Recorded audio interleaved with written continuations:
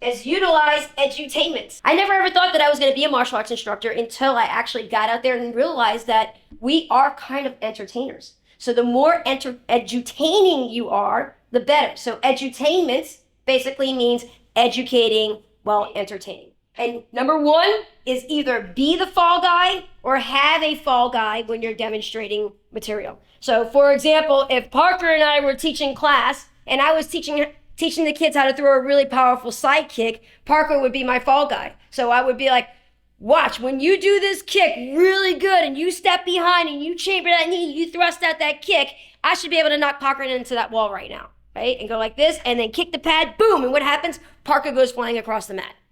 What happens to the kids? Whoa, did you see that kick? That was so cool. And it makes it very exciting and entertaining, right? One of the things that you would notice, and I know Manny has been to my school. If you've ever, when I was teaching, I've sold my school and now I've moved on to skills. But when you would come to our classes at On the Mat Martial Arts, we had tons of parents who were always there. People were like, wow, your parent area is always full. And guess what? You would very rarely see a parent on their phone. They were watching class. They were just as entertained as the kids were. I want that class to be the parents are laughing, the kids are laughing, the parents are crying, they're laughing so hard. If you can get to that level, especially the younger the kids, the more the laughs, boy, are you going to be extremely powerful.